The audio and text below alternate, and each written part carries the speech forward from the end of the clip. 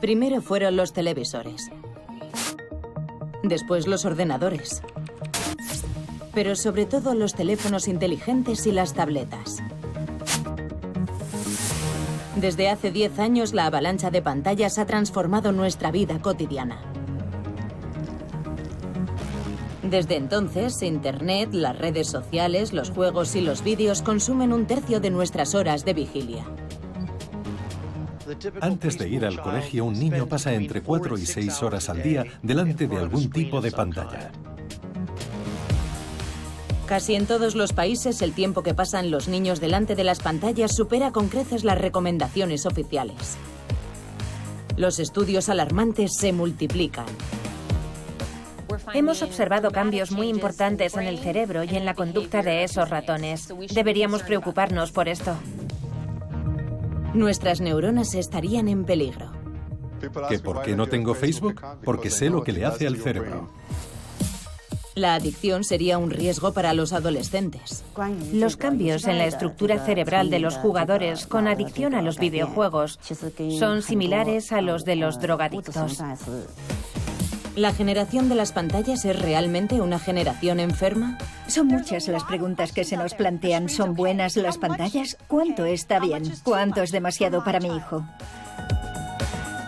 Entonces, ¿cuáles son los buenos hábitos digitales y cuál es la verdad científica? ¿Generación pantalla, una generación enferma?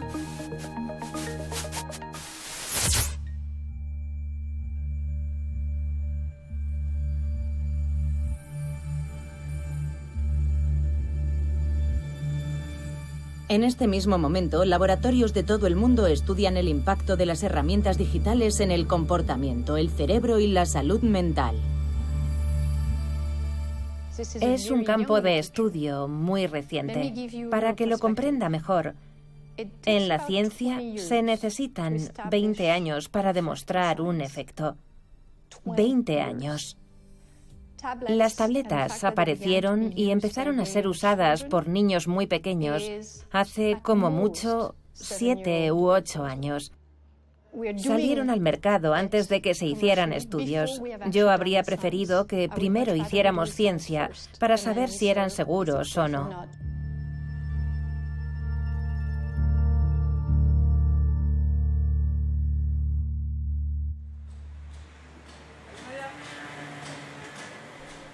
Fue la experiencia práctica, el contacto con los niños, lo que hizo que por primera vez sonaran las voces de alarma de los psicólogos, los psiquiatras y los pediatras.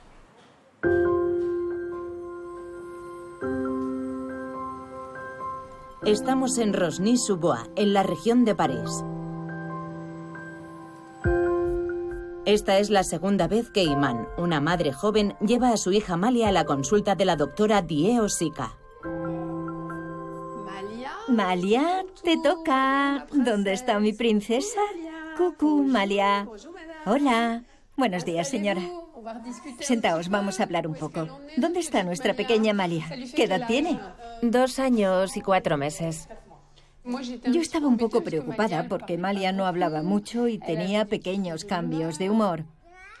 Pediatra desde hace 20 años, la doctora Die Osika ha visto cómo las pantallas invadían la vida de los pequeños y los problemas se disparaban.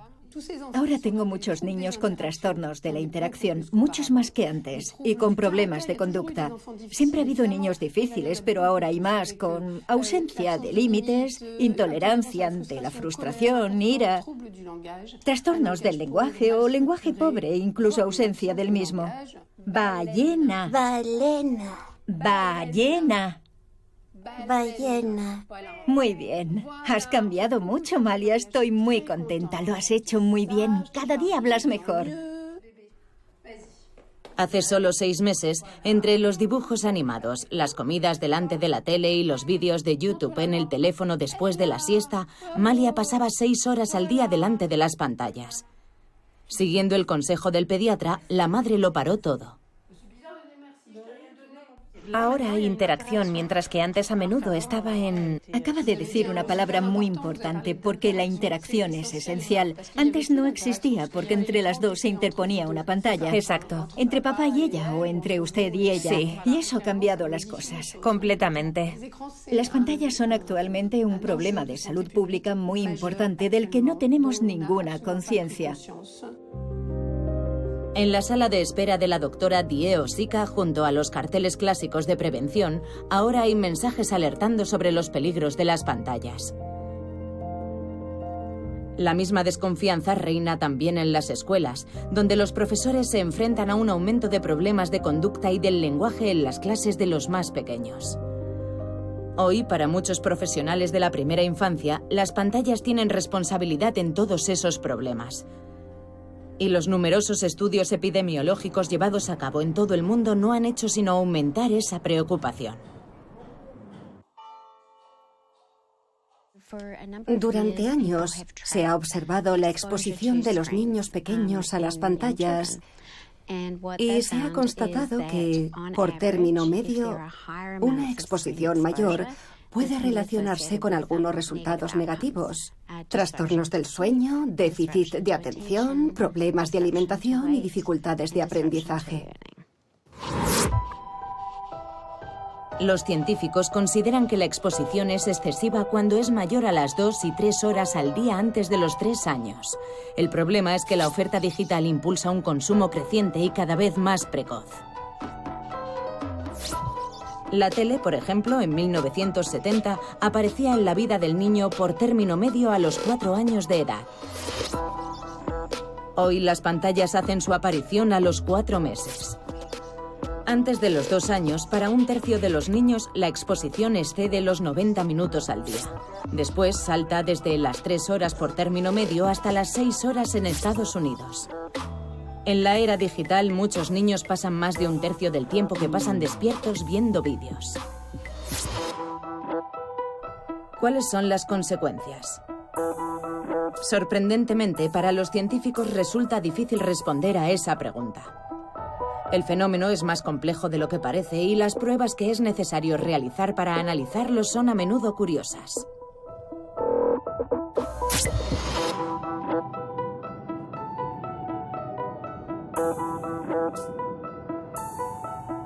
El profesor Dimitri Christakis dirige el Centro de Comportamiento y Desarrollo del Cerebro en el Hospital Infantil de Seattle.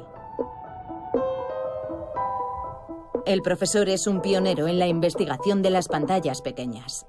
Observamos a miles de niños durante 7 años en sus casas y constatamos que cuanta más televisión veían los niños antes de los 3 años, más probabilidades había de que tuvieran problemas de atención más tarde, en la escuela. Para él y su equipo, es el ritmo de los programas lo que causa problemas en el cerebro de los niños. Nuestra hipótesis es la siguiente. La exposición prolongada a los vídeos rápidos hace que el cerebro se habitúe a la sobreestimulación y eso produciría más adelante problemas de atención. En otras palabras, un cerebro joven expuesto regularmente a un flujo elevado de imágenes y de sonidos tendría al final dificultades para concentrarse en tareas que consumen tiempo como la lectura y la escritura. Pero, ¿ese bombardeo sensorial desencadena realmente los trastornos observados en los niños? Como los estudios epidemiológicos siempre están sujetos a la crítica de que no pueden probar una relación causa-efecto, la siguiente etapa lógica sería un experimento, lo que nosotros llamamos un ensayo controlado aleatorizado. En este caso, eso significaría coger bebés, exponer a la mitad de ellos a programas rápidos y a la otra mitad a ninguna pantalla y hacerles un seguimiento igual que hicimos para nuestros estudios epidemiológicos durante 7 años. No existe una forma práctica o ética de hacerlo, por lo que en cierto modo nos encontramos en un impasse. La única forma de salir de ese impasse sería llevar a cabo el experimento, pero con ratones jóvenes. Creamos una especie de televisión para ratones en la que los sonidos están coordinados con las luces a fin de producir un espectáculo para los animales. Aquí, los programas comienzan todos los días a la misma hora.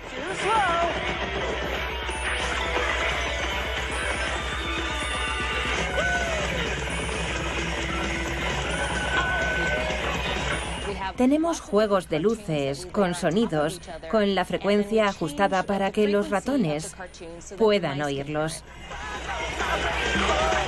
Tenemos muchas luces diferentes alrededor de las jaulas y hacemos que se iluminen coincidiendo con los sonidos que reproducimos. ¡Observamos esto! Y hacemos esto 6 horas al día.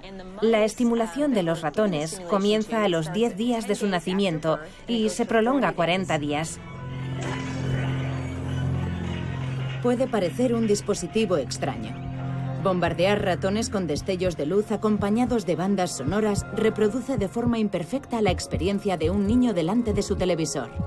Pero es el único modelo disponible para probar su hipótesis.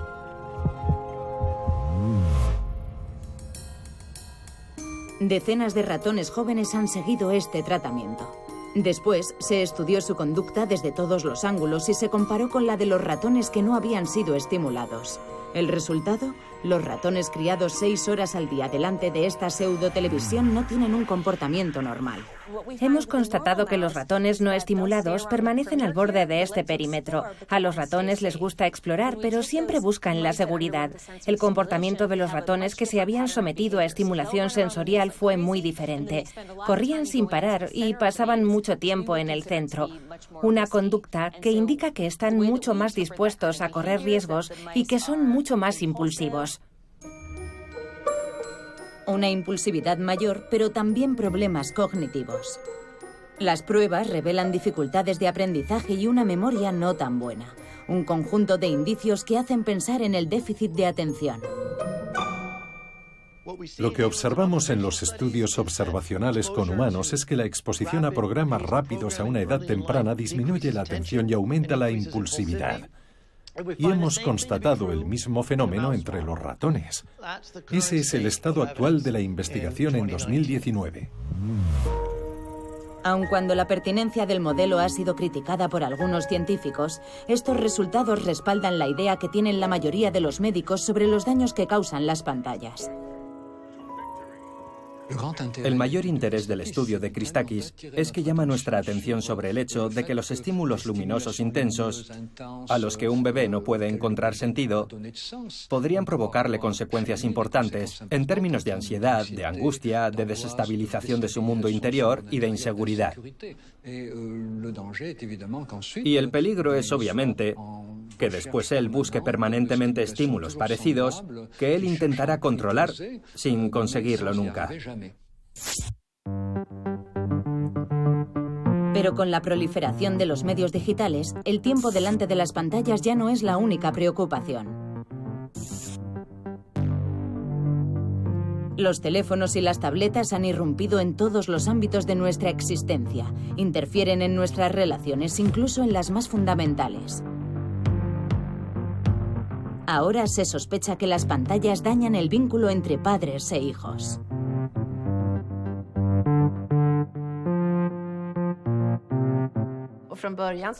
Al principio, el debate se centró en la televisión, que permanece encendida como telón de fondo con programas que no son los adecuados para los niños. Eso perturba la interacción entre el niño y los padres. Ahora la cuestión es saber en qué medida el uso del teléfono perturba las relaciones familiares. En qué medida este aparato que todos llevamos constantemente encima y que acapara nuestra atención perturba las relaciones con nuestros seres queridos. Para responder a esa pregunta, el Laboratorio del Niño y del Bebé monitorea actualmente a 115 familias en la región de Linköping, en Suecia. El objetivo es conocer con precisión los hábitos digitales de cada familia y sus consecuencias sobre el desarrollo cognitivo. Los estudios realizados con cientos de niños demostraron que cuantas más pantallas móviles estaban presentes en sus vidas, más tardaban en hablar. Incluso el uso continuo del teléfono por parte de los padres perjudicaría a la adquisición del lenguaje. Pero esos trabajos se basaban exclusivamente en el testimonio de los padres, datos que no siempre son fiables. Ahora, por primera vez, la Universidad de Linköping va a medir con absoluta precisión el entorno digital de los niños. Todos vivirán con un microespía colocado en la ropita. Los análisis de los registros nos permiten saber exactamente qué está pasando. Podemos acceder al entorno sonoro y, sobre todo, al número de palabras pronunciadas por los adultos, las palabras que pronuncia el niño y el número de interacciones que se producen durante la jornada. Podemos igualmente identificar los sonidos procedentes de los dispositivos digitales. Gracias a este dispositivo, si las prácticas digitales del hogar afectan a los intercambios con el niño, los científicos lo detectarán y podrán evaluar las consecuencias en su lenguaje más adelante. Cuando el niño escucha muy pocas palabras, su aprendizaje del idioma no será el mismo. Eso es lo que demuestra nuestra investigación. Lo mismo sucede si el adulto usa un dispositivo digital. Eso puede significar que no dedica tiempo a hablar con su hijo porque está ocupado haciendo otra cosa. En este sentido, los hábitos digitales también tienen consecuencias. Pero el estudio Crecer en el mundo digital solo acaba de empezar. Para confirmar que la omnipresencia de las pantallas afecta a la adquisición del lenguaje y al desarrollo cognitivo, será necesario esperar a que todos los niños que participan lleguen a la edad de hablar.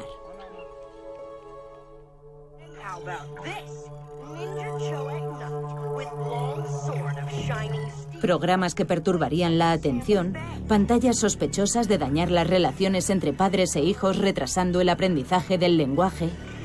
Aún faltan pruebas irrefutables para condenar definitivamente a los dispositivos digitales. Pero los científicos han encontrado otro elemento de prueba. Los cerebros de los niños menores de 2 años no son capaces de analizar lo que pasa en una pantalla. Debemos tener en cuenta que para un niño es muy difícil pasar del mundo en 2 dimensiones al mundo en 3 dimensiones. Para el niño es muy complicado transferir la información y establecer la relación entre lo que ve en la pantalla y la realidad. Esta dificultad ante las pantallas ha sido desvelada por las experiencias de Georgene Troseth, profesora de psicología en la Universidad de Vanderbilt, Tennessee. Di adiós, me voy a esconder. Adiós. Esta es una de sus experiencias con un niño de 2 años. Mira. La profesora Troseth esconde un peluche en una habitación mientras el niño observa la escena en una pantalla. ¿Esconde el peluche allí? El niño es enviado a una habitación en la que nunca ha estado en la vida real para buscar el peluche. ¿Encontrará el juguete tan fácilmente como si hubiera asistido a la escena sin una pantalla interpuesta? ¿Dónde está el peluche? Y la respuesta es no. Para ellos es más difícil aprender así que con una interacción personal. Esta dificultad que hemos observado reduce el aprendizaje en un 50% comparado con la interacción real. Esta dificultad para aprender se denomina déficit de transferencia. Antes de los 2 años, los niños no son capaces de extrapolar lo que ven en la pantalla a la vida real.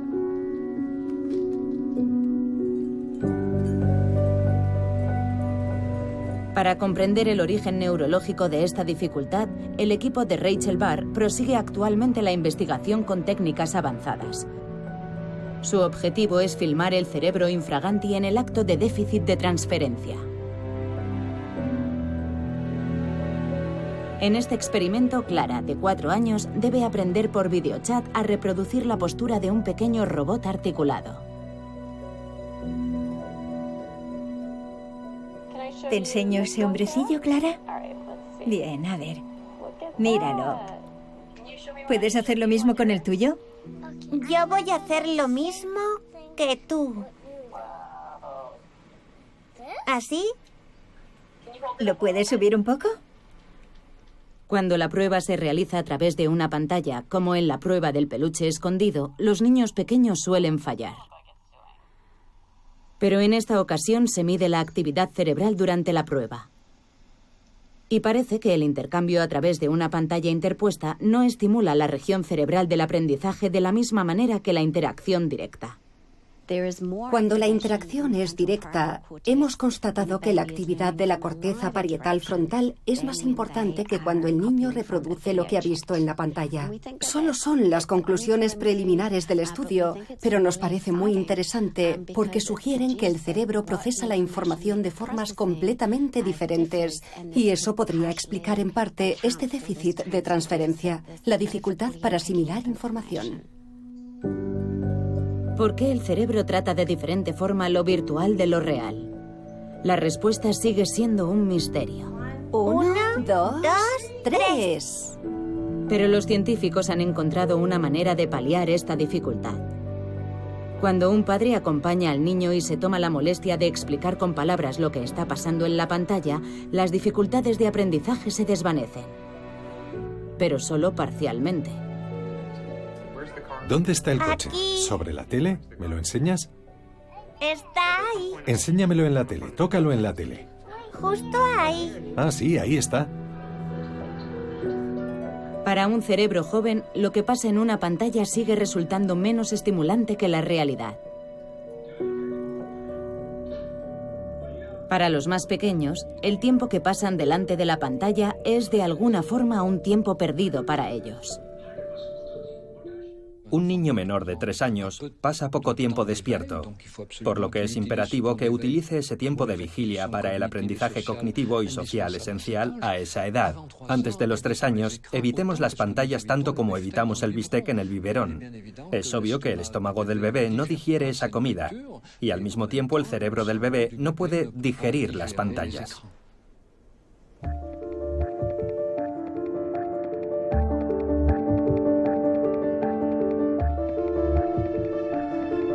Nada de pantallas antes de los 2 o 3 años es la recomendación oficial de la mayoría de las academias de ciencia y medicina de todo el mundo. Hasta los 5 y 6 años de edad aconsejan limitar la exposición a 1 hora al día, preferiblemente acompañando al niño y respetando las horas de las comidas y la hora de acostarse.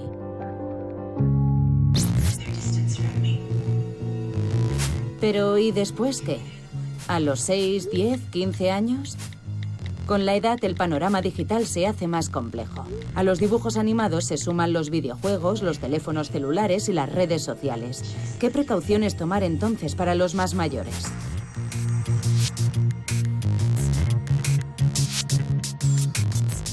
Estamos en un barrio residencial de Tulsa, en Oklahoma. Esta es la casa de los McCormacks. ¿La cena está lista? Aquí, como en la mayoría de los hogares estadounidenses, la vida gira alrededor del televisor. Nada de una mesa para comer. Incluso los deberes se hacen delante de la pequeña pantalla. Miranda, la madre, se ocupa de la comida y pasa el resto del tiempo haciendo de policía de las pantallas. Gracias, mamá. De nada, Charlie. Hay sitio para todos. Pero este es el mejor sitio. ¿De verdad? ¿Lleva miel? No. ¿Estáis viendo esta cadena? Pues no la cambiéis durante la comida. Las reglas y los límites de tiempo de pantalla no son un gran problema con Trevor y Anthony. Conocen las reglas y las siguen. Y, sinceramente, agradecen ese rato. Con los pequeños, el tiempo de pantalla es claramente un motivo de conflicto. Danny, de 8 años, y Charlie, de 6, han crecido con la consola y los portátiles. Y nunca se levantan del sofá sin negociar una partida de videojuegos. ¿Puedo jugar a la Xbox? Solo 1 hora. ¿Vale? Vale.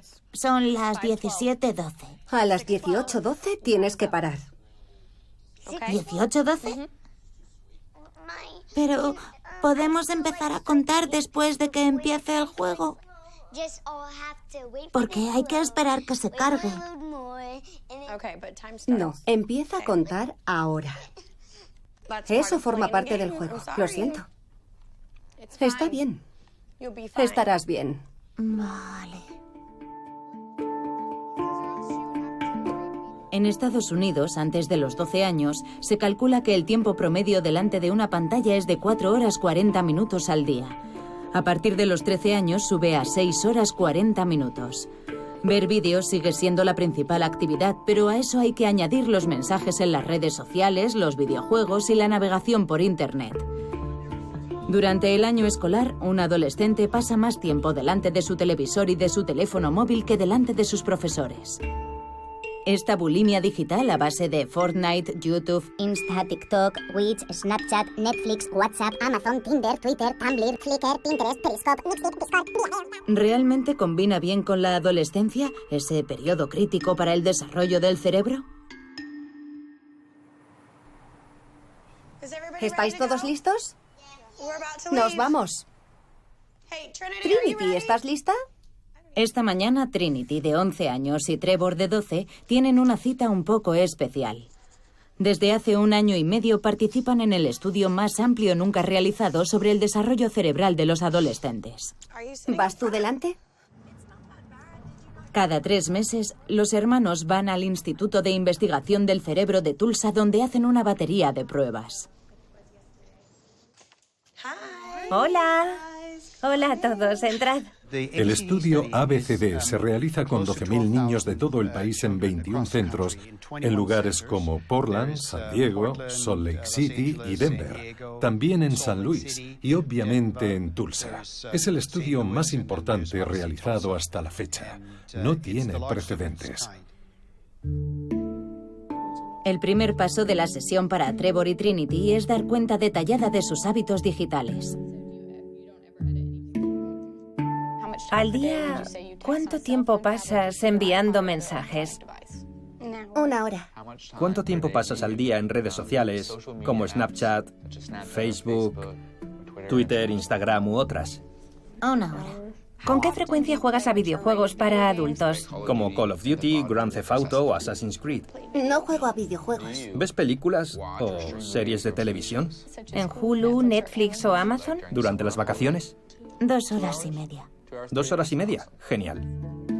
Las prácticas digitales son numerosas. Se trata de identificar aquellas que podrían representar un problema para un cerebro que está en pleno desarrollo y que por lo tanto es más vulnerable.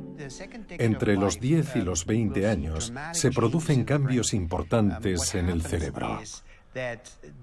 Durante este periodo, el cerebro sigue desarrollándose y se transforma realmente en un cerebro adulto. El cerebro se desarrolla, las neuronas cambian de lugar y crean nuevas conexiones. Todos esos cambios tienen lugar en las áreas que creemos que afectan a la personalidad, es decir, el control de los impulsos, la toma de decisiones, el control de las emociones. Todo eso sucede de una forma crucial durante ese periodo de la vida. Al igual que los de Trevor y Trinity, los cerebros de miles de adolescentes se escanean de manera regular. Paradójicamente, para evitar que se muevan durante la prueba, los niños tienen derecho a dibujos animados. El estudio solo acaba de empezar, pero ya ha permitido un primer descubrimiento. Los cerebros de los jóvenes que juegan más a videojuegos presentan particularidades. Lo que estoy mostrando aquí son los resultados de niños que pasan más tiempo jugando a videojuegos que con otros tipos de pantallas. En un primer análisis hemos constatado que el córtex prefrontal, que es responsable del desarrollo emocional, la toma de decisiones y cosas así, se ha desarrollado un poco más rápido que en otros niños.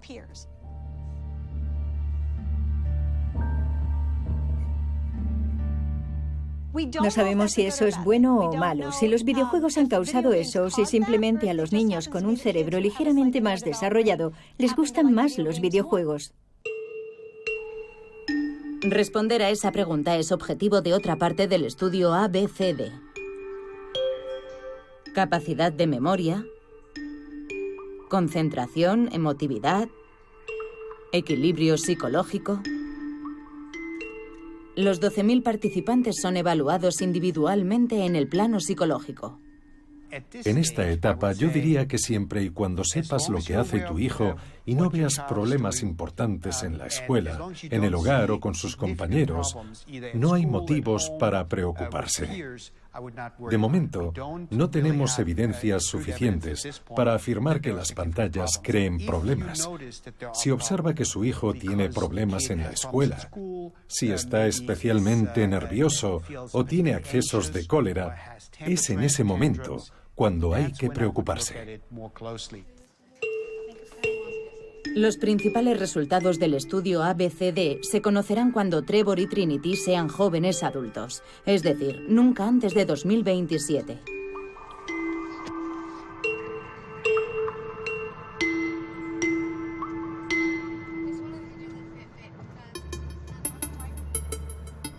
No obstante, hay una pregunta que los científicos deben responder cuanto antes, ya que atormenta a los padres de todos los países. Con este nivel de consumo, ¿las nuevas generaciones corren el peligro de caer en la adicción a las pantallas? ¿De dónde procede el extraño poder hipnótico de lo digital?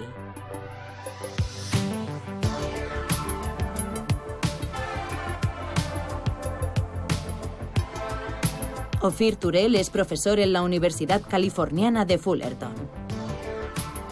Él analiza la manera en la que el cerebro capta las redes sociales.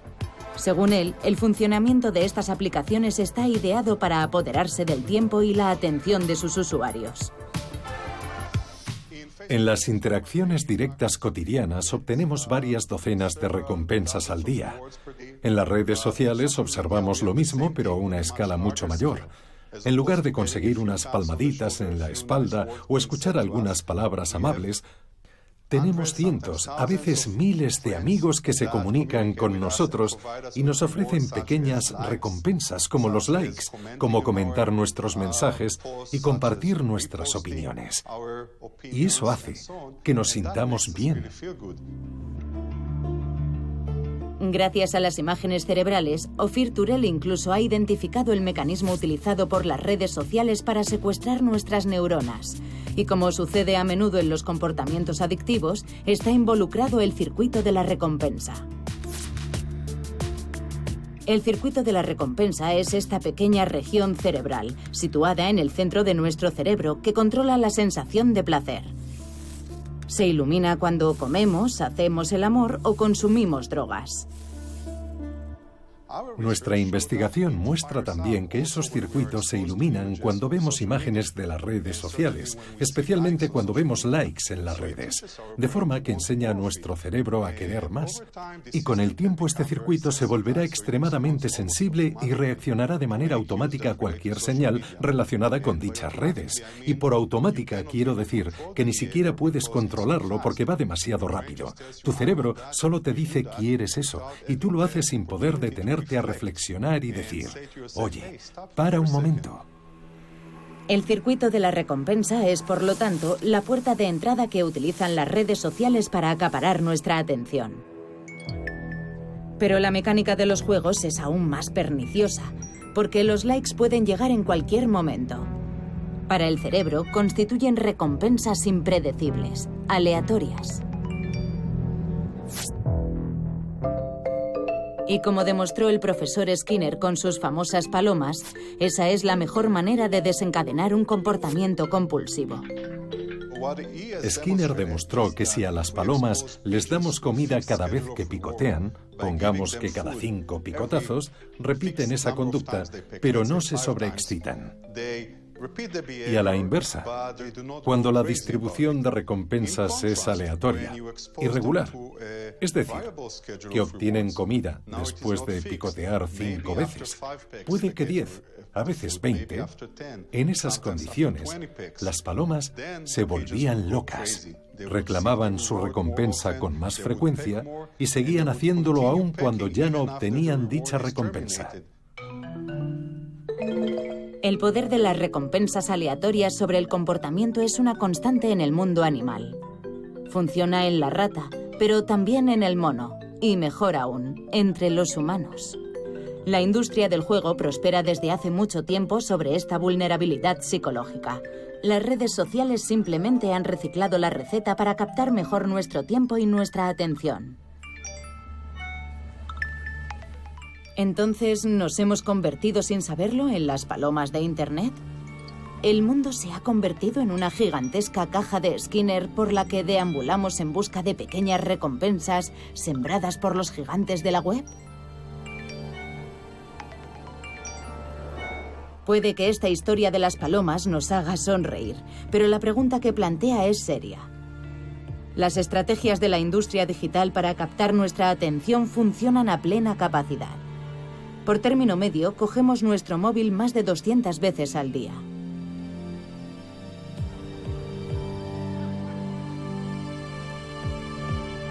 Y en el caso de los videojuegos, el fenómeno es aún más impresionante. Entre algunos jugadores, la práctica raya en la toxicomanía. Es un problema reconocido oficialmente en el plano médico desde junio de 2018. La adicción a los videojuegos será considerada desde hoy una enfermedad por la Organización Mundial de la Salud, al igual que la adicción a la cocaína o los juegos de azar. La decisión se ha tomado tras consultar con especialistas de todo el mundo.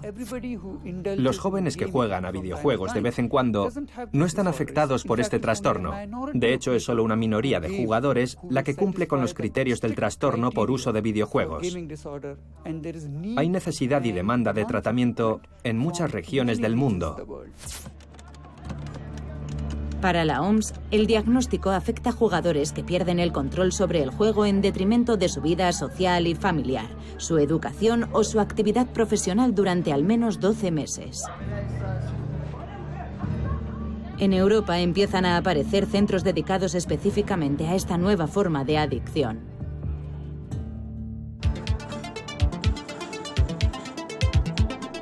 Desde hace 10 años, China se enfrenta al problema a su manera. El país tiene ya más de 750 millones de jugadores de videojuegos, los gamers. En 2022 serán 1.000 millones. Ante esta explosión del consumo, las autoridades chinas lo han convertido en un asunto de salud pública.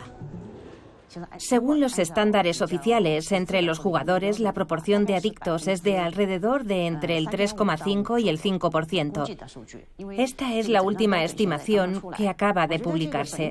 Según los datos epidemiológicos actuales, parece relativamente más elevada en los países asiáticos que en los países de Norteamérica o europeos. En Europa se calcula que el 2,5% de los jugadores caen en esta forma de ciberadicción. Esa disparidad se debería a las diferencias culturales.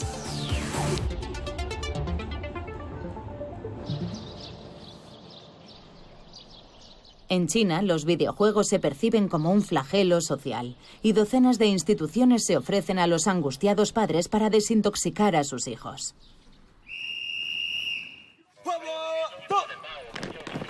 Nos encontramos en Weifang, en la provincia de Shandong.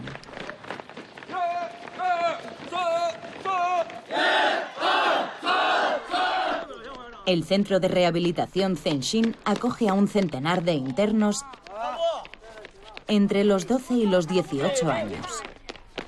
Quien no quiere convertirse en general no es un buen soldado. Los chicos enviados a Zhenxin han tenido conflictos con sus familias, algunos a causa de los videojuegos. Aquí se considera esta dependencia como una desviación, que el director Wang Maelon trata con un método simple, la disciplina.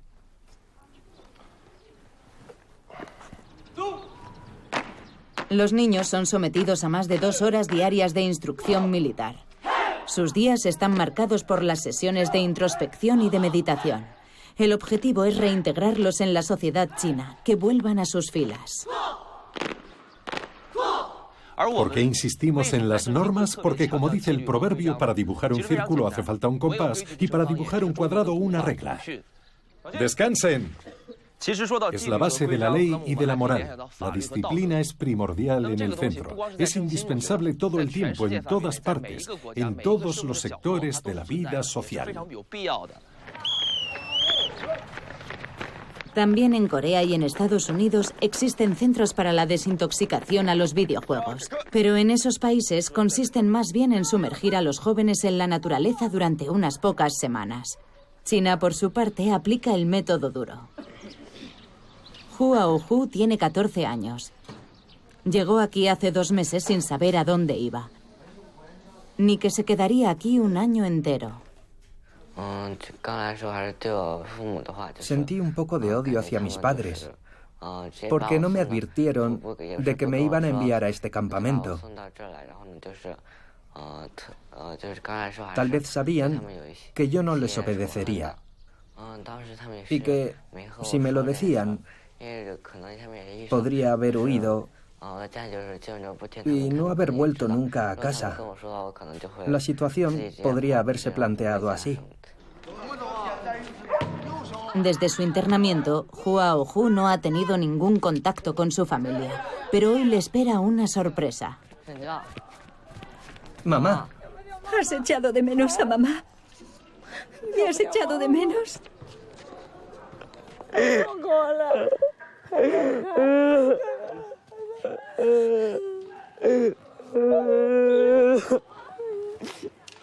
Aohu siempre fue un niño solitario y tímido, pero hace 6 meses repentinamente se sumergió en los videojuegos, hasta el punto de que no hacía otra cosa en todo el día. Dejó de dormir y puso su salud en peligro. ¿Estás bien aquí? Sí. ¿Puedes soportar las pruebas? Sí. Ya no podía parar. Perdí la noción del tiempo. Pero había momentos en los que me veía obligado a hacer una pausa para ir al baño. De repente tenía que parar. Veía todo negro y borroso y me dolía la cabeza. A veces cuando salía no podía estar de pie mucho tiempo. Tenía que parar a descansar cuando caminaba. Me di cuenta de que era malo para mi salud. Yo quería dejarlo, pero me sentía incapaz físicamente. Venid a mi despacho, la hermana también. Wan Maelong cuida la imagen del centro delante de los padres y los invita a hacer un balance de la situación de su hijo.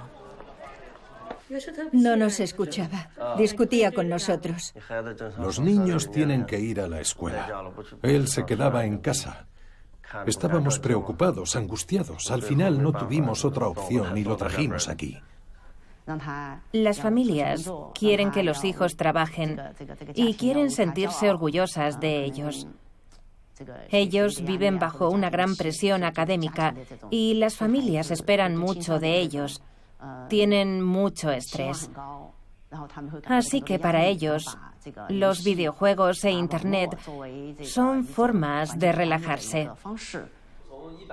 La presión escolar sobre los niños explicaría por qué el número de jóvenes adictos al juego en Asia sigue siendo muy superior a la media occidental. Esa presión crea fuertes tensiones entre padres e hijos. Por ejemplo, cuando me pedían que saliera a cenar con ellos, yo nunca quería. O hacer un viaje juntos, yo tampoco quería. Como decía antes, si un niño pasa demasiado tiempo en Internet, puede alterar su funcionamiento social. Si hubiera estado más tiempo aislado del mundo exterior, habría sido más grave. Háblales a tus padres de tu estancia aquí, Aohu. Os agradezco mucho que me enviarais aquí. Me he dado cuenta de muchas cosas.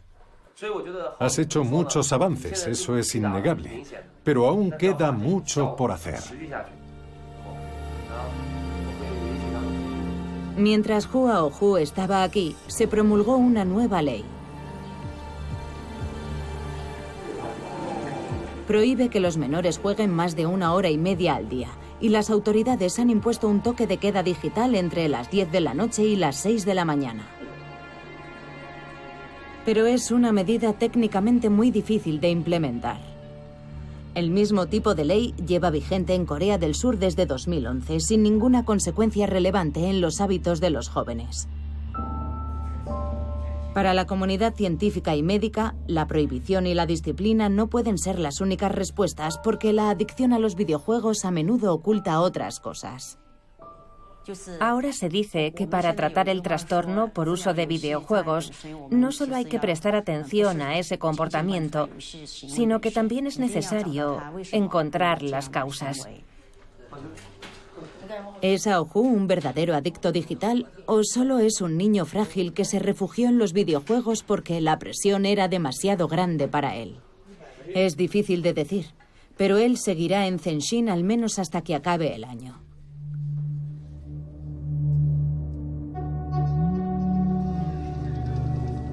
Aunque la realidad de la adicción a los videojuegos sigue siendo un tema a debate en el mundo científico y médico, las técnicas de la industria digital para enganchar a los jugadores delante de las pantallas son denunciadas por todo el mundo.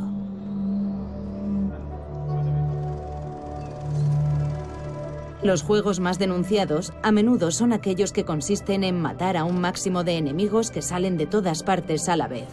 Se los conoce como videojuegos de disparos en primera persona y pueden ser muy violentos. Pero paradójicamente, practicados a diario, estos juegos de acción mejoran ciertas capacidades cerebrales.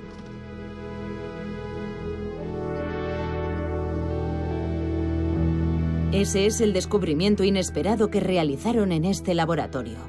Uno de los primeros en interesarse por lo que pasa en la mente de los jugadores. Todo comenzó en la década del 2000, cuando un estudiante de laboratorio, que también era un gran jugador de videojuegos, midió su propia capacidad de atención con una prueba que acababa de desarrollar. Le asignaron la tarea de testar una prueba de atención en el ordenador. Y él estaba convencido de que había un error en el código del programa, porque siempre conseguía superar la prueba. Nunca tuvo un solo error de atención, siempre conseguía el 100% de aciertos.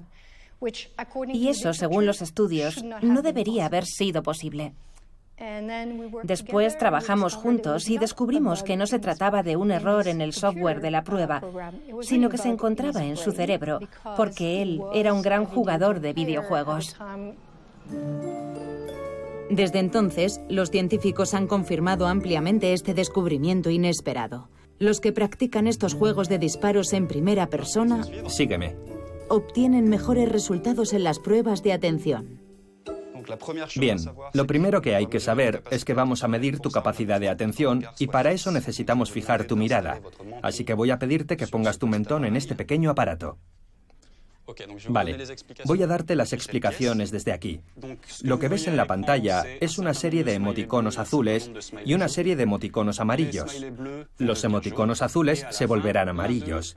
Al final, uno de ellos tendrá un signo de interrogación y yo te pediré que me digas si era azul o amarillo al comienzo de la prueba, ¿de acuerdo?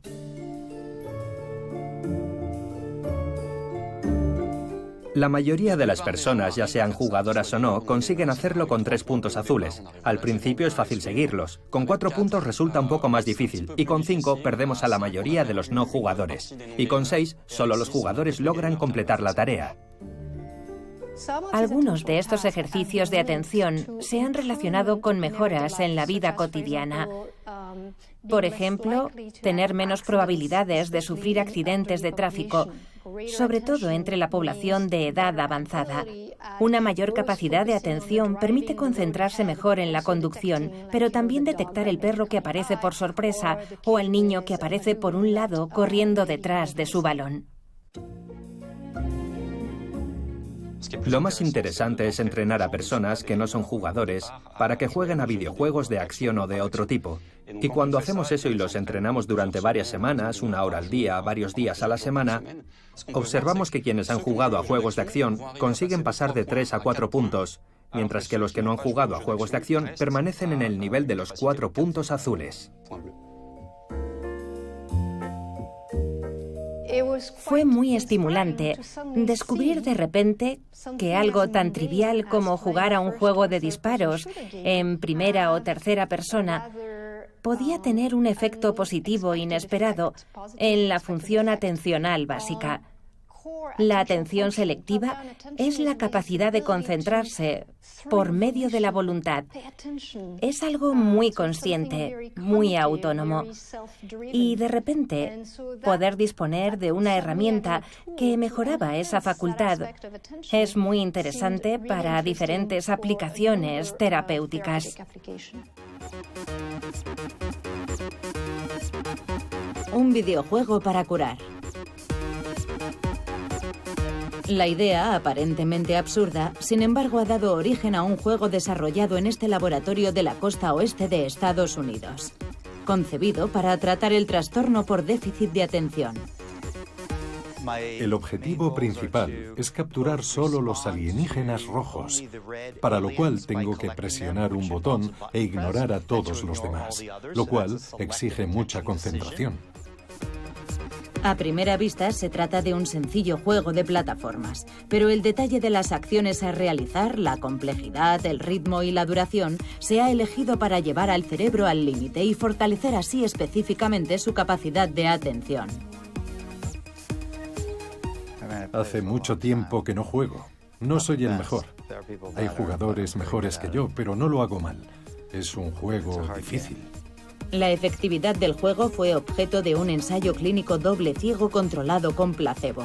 Las pruebas realizadas a 350 adolescentes que sufrían trastorno por déficit de atención demostraron una mejora significativa en su capacidad de concentración. Y como para los medicamentos, hay una dosis que no se puede exceder.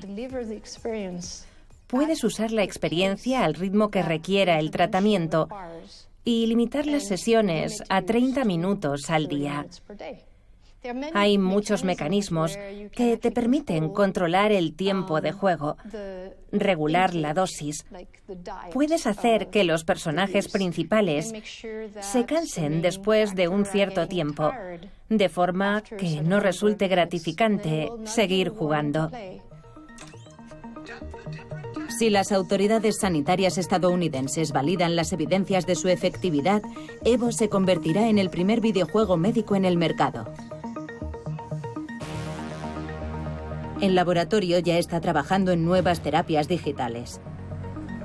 Muy pronto, la realidad virtual podría formar parte de un tratamiento contra el deterioro de la memoria.